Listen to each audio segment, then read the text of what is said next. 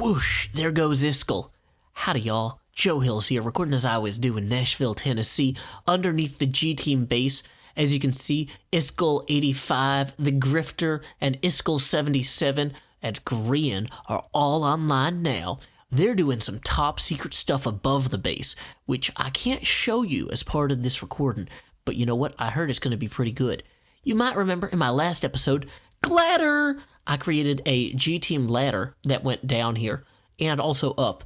Now, Grian took it upon himself to improve on that design. I haven't actually gone down here yet. I think it needs a few more glowstone lamps, perhaps. But on the whole, oh, this is going to burn my toesies at the end. Let's hold shift. Not a bad idea. Did he completely destroy everything that I created with that ladder entrance? Is the balcony gone too? You know what? That's okay. That was intended to be a temporary placeholder. Oh, no, it's up there. There it is, right there. Excellent. Well, anyway, that was designed to be a temporary placeholder to make it easier for him to get down here to build things like this ladder. Now, while those fellas are working on their top secret time-lapse upstairs, I have a top secret base. No. Well, it is a base-related plan. I have a top secret base-related plan that I need to execute down here. Now, you might think, uh-oh, they called in Joe Hills, the executioner, to execute a top secret base-related plan. Must be something pretty crazy. Must be something pretty stealthy. Is there a place to put, like, torches here, or also ladders? What is this? Whoa, that's a really... Grian did not think this through or light this sufficiently at all. Okay, I'm going to say, one of the reasons I created this ladder-based stairwell thing here was because I knew people should probably explore this area from the top down, not like start in the middle and have creepers and skeletons drop down on them. But okay, core concept, we have what began here. I'm just burning my feet. Oh, is there no way to access the previous shaft? Okay, here's what we're doing now. I know for a fact if I go over here, and then, oh, I got rid of my shovel because I thought I was going to die on my secret mission. Core concept, this is a Joe Hills video, and we kind of make our own way. You know, there's that song, You Can Go Your Own Way. That song tells a lot of truths, and one of those truths is that Joe Hills is going to find the ladder well he made before. Boom. Downward to the ravine. Okay. We can't actually execute our mission from the middle of the ravine where Grian dropped us off. We need to execute our mission from the top of the ravine where I had intended to go all along here. Welcome to the ravine entrance experience. A Joe Hills shindig. Now, this ravine is going to be the future home of Grian's super top secret... Oh, that's a bat. Grian's super top secret underground base area. Now, one thing about Grian's super top secret underground base area is it requires that this ravine be about 3 to 4 blocks wider than it is right now. And you might say, Joe, how do you widen a ravine? Well, the trick is you don't start where that skeleton can drop down on you. Oh no, every part of this has already gone badly. We're gonna quickly light this thing we're on. We're gonna eat a potato. Well, I was going to say, the trick is to widen in a ravine, you don't start in the middle like where we are right now, thanks to that skeleton. But, you know what? That's the Joe Hills difference, is we will make things up as we go until it seemed like they were intentional from the start. We will create the present that the future intended as a gift that no one anticipated. So, here we are. Oh, that's also a huge drop-off. Here we are in the ravine, which is not wide enough for Grian's vision.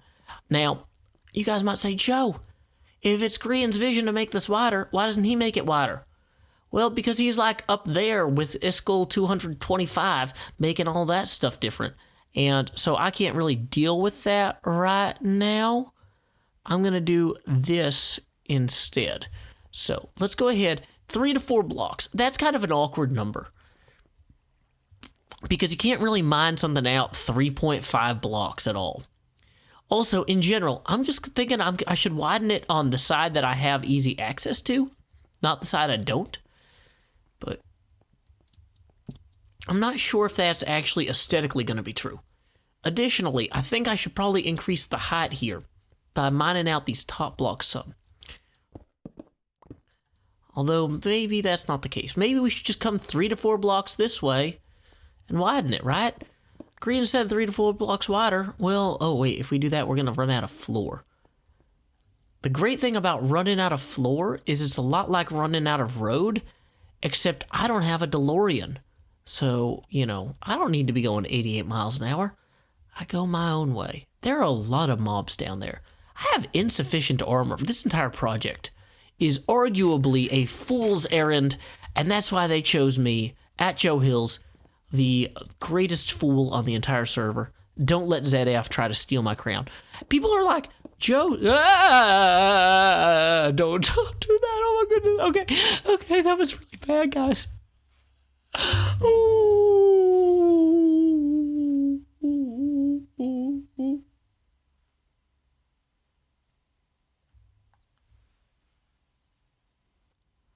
I've taken a second to collect myself, and like so many collectible card games, I'm worth it, you know? People might think, Joe, how many thousands of dollars have been invested in you? And I'm like, I don't know. Like, I mean, arguably what I paid back in student loans alone is like tens of thousands of dollars. Really, probably almost hundreds of thousands. Well, you know, if you look at like the, you know, college scholarships and reductions I got. So arguably, I'm a very valuable person, and I deserve everything that I can possibly do to be a happy person. Or maybe I don't deserve it, but you know what? I'm gonna take a few moments and just breathe for myself. Oh wait, I already did that earlier during that impromptu time skip where I started freaking out so badly I started hyperventilating and coughing very loudly, and it was gonna ruin the video, so I cut all the coughing and hyperventilating. But core concept, don't let people tell you that other people on the server are the fool of the server. If there's a fool's errand, they know who to send. They send Joe Hills. And Joe Hills is about to mine sideways a whole lot more than he's allowed to mine downward. Because that's the Joe Hills difference. He learns from his mistakes before or after they're mortally perilous. You know, that's good. Everybody should do that. So anyway, this whole ravine here, not wide enough, not going to fit Grian's vision. And, you know, we're not called the G Team because we're trying to live up to Doc M's vision. You know, we're called the G Team because, oh, gee, we're all team players, and we all do our best to help out the team where and when we can. And this is a place where we can. So I'm just jumping in here. I kind of think maybe I should go... It seems easiest to do this in slices where I just go 3 to 4 blocks in the whole way across, you know? That's just going to make everything simpler.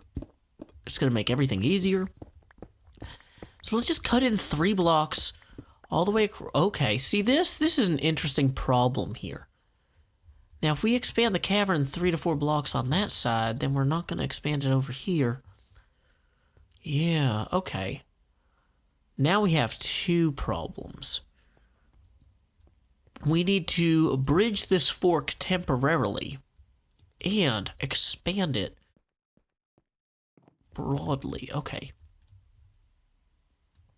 I think what we should do here is use clearly mineable blocks to bridge the gap, making it clear that these are part of a man-made experience that can be removed by Grian as he expands this all out, right? Boom.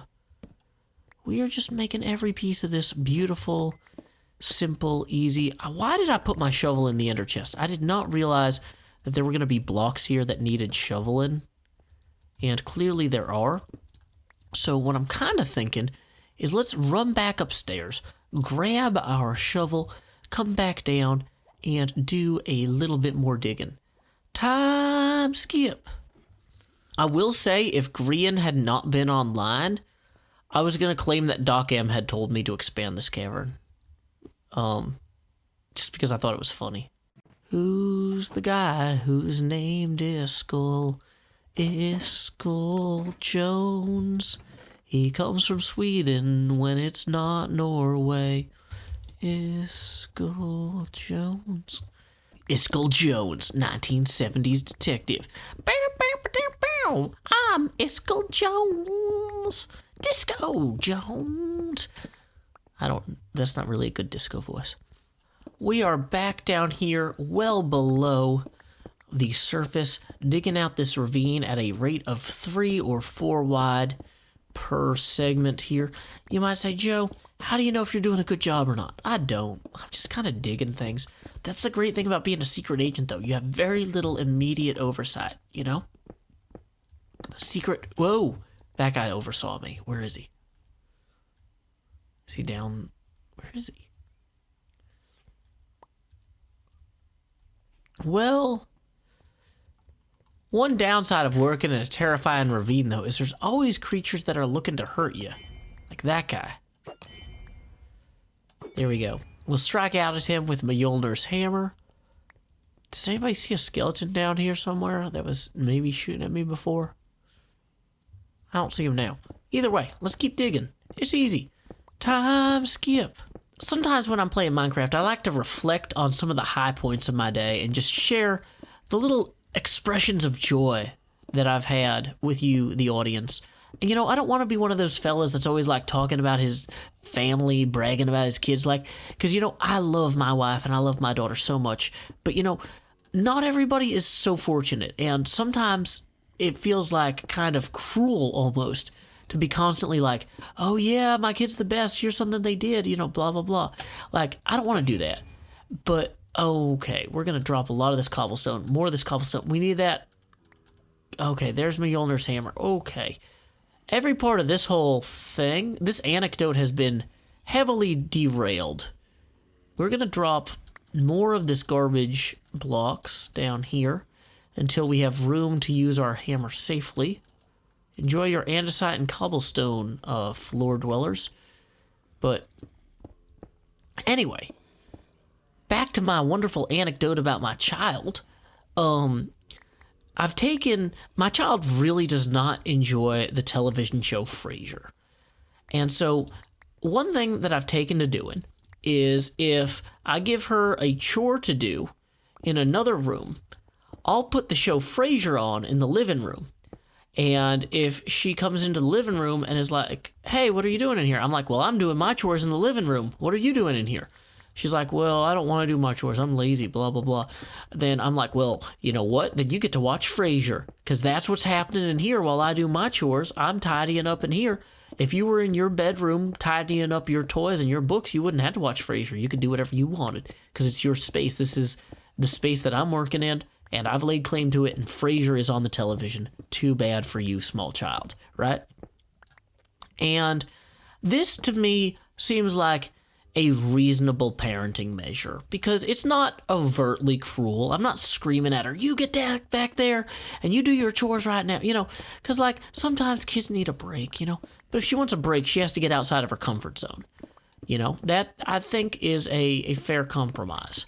So anyway, I had this episode of Frasier on where Frasier and Niles, who are brothers, they're both psychiatrists, but don't worry, you know, it would sound like, oh, these two guys are identical. Well, one of them's a Freudian and the other one's a Jungian, so totally different guys. But anyway, core concept, Frasier and Niles, psychiatrists in Seattle, have decided that they both want to try to join this new, or it's not new, this, like, famous social club for, like, wealthy, influential people.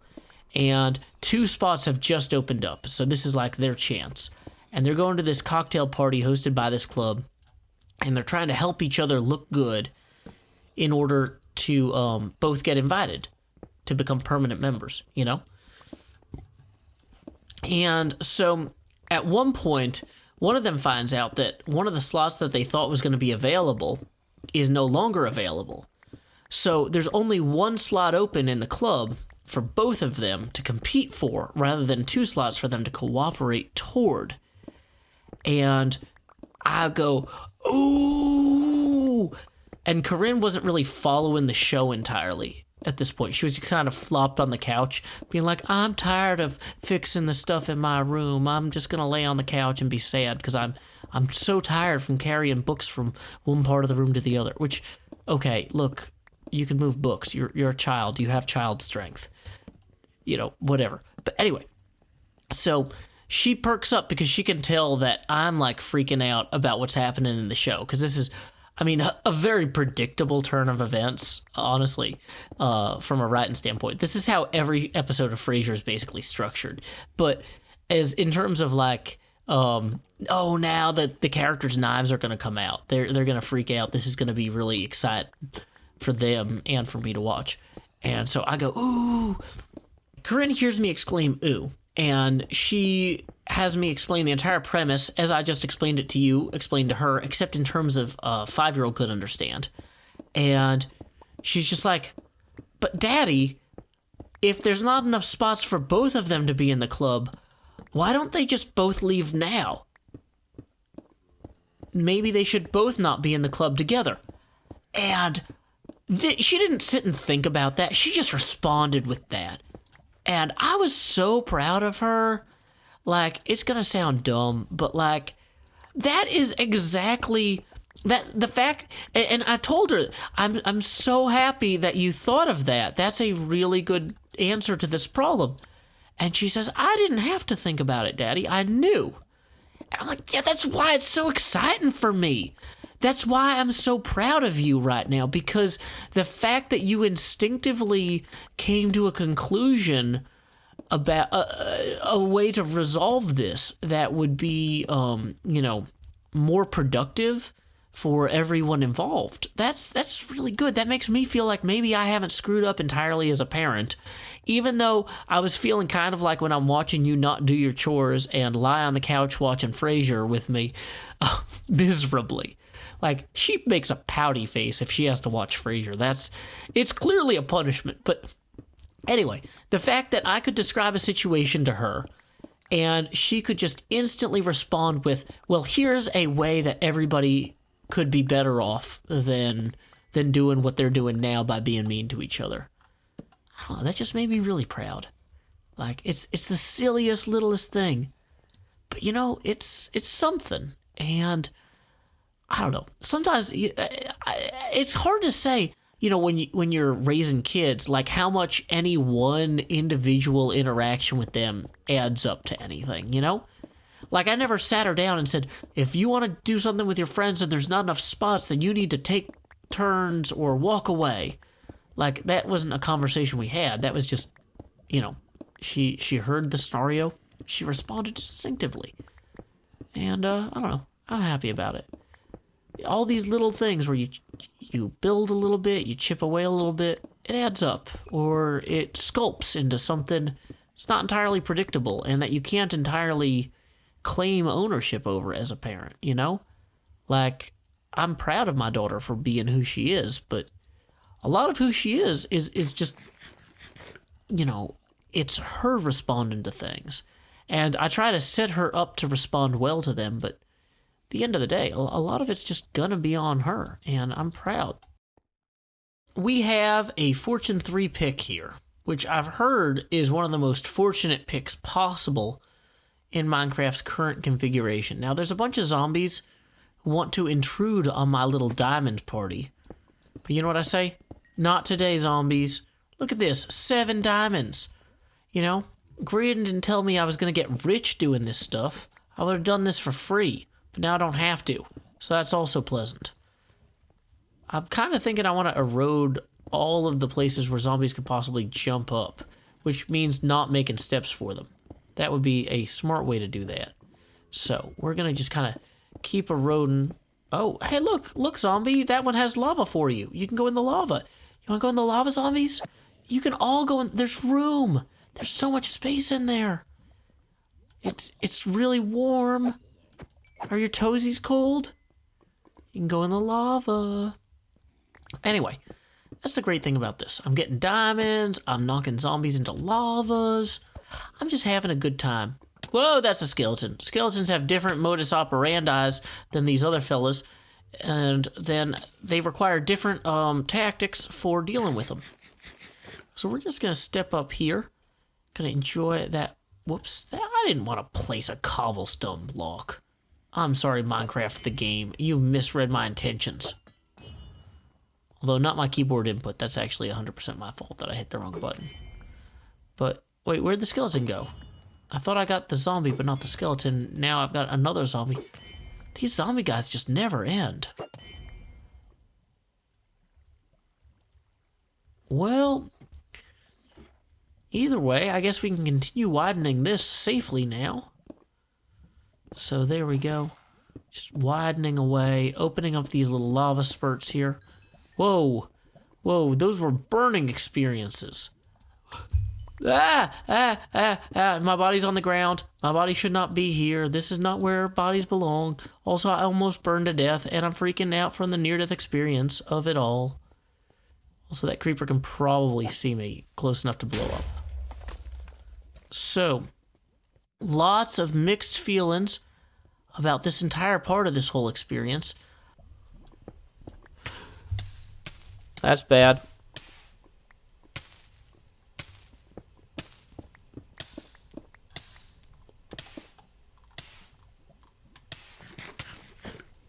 Are we gonna burn to death? Are we? Okay.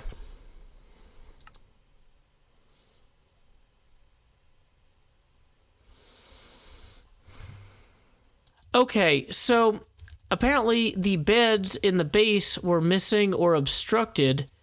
And is there no portal on this island? Okay, there's an island. There's an island where we respawn if your beds are missing or obstructed. And I was underground. I'm not even supposed to show the above ground part of everything Grian and Iskall were working on, except that apparently they blew up my bed. So I'm gonna have to walk above ground to get back to where all my stuff is in the thing.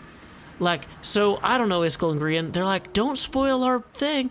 I'm like, well, I don't know. Don't delete the bed. I need to not, be unable to respawn if I get caught in lava while I'm digging your ravine.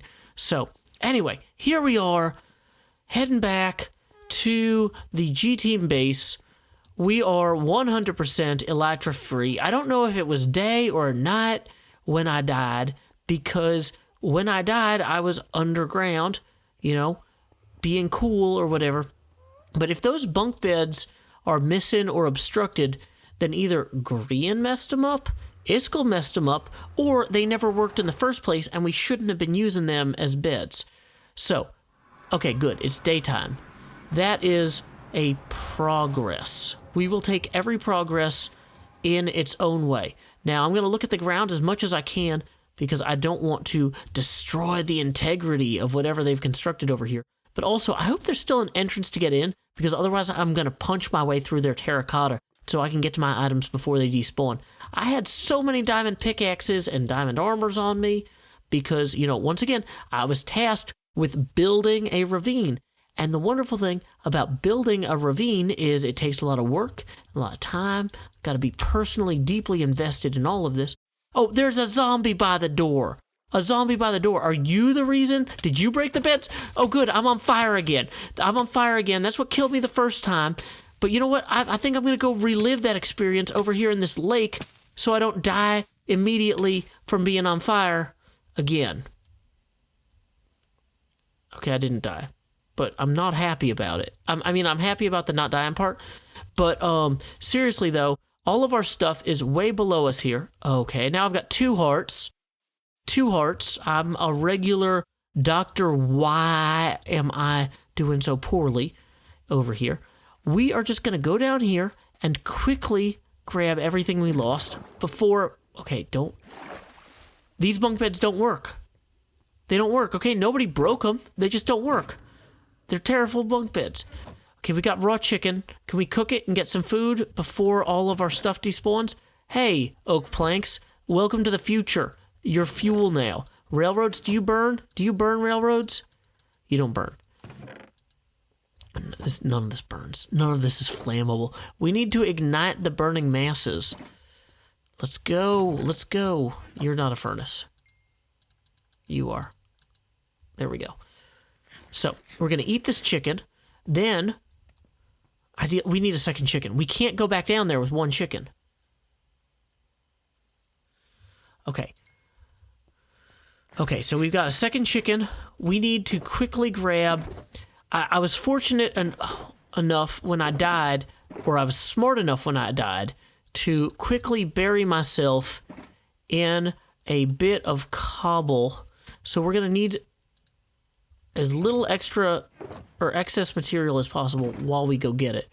But we're going to grab some extra armor just so we're not completely throwing ourselves to the wolves here. Going to jump over that. We're going to take my wonderful ladder mechanism back down, you know, because once again, time is a factor. All my items are about to despawn if we don't get down there soon. How soon? Very. I've been lingering too long. Oh, can we make that jump? Okay, there's a spiral staircase here.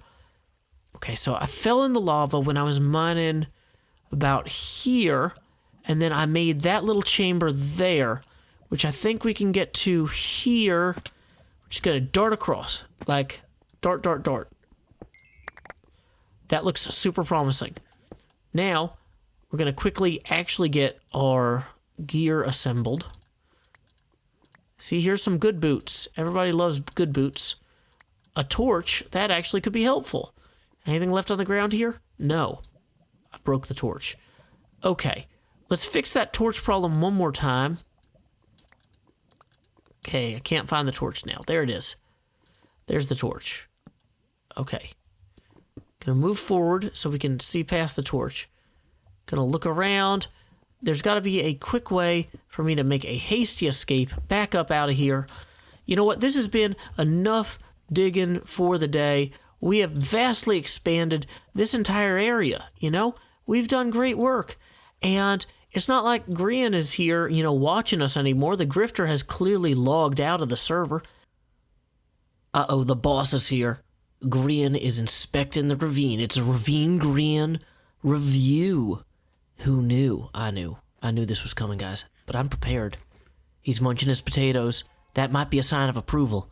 It's hard to tell. Sometimes the British, they munch their chips in disapproval. I've heard of it at the footy matches, which is what I think they call football. He says nice! Awesome! We did it, guys! Yay, Ravine!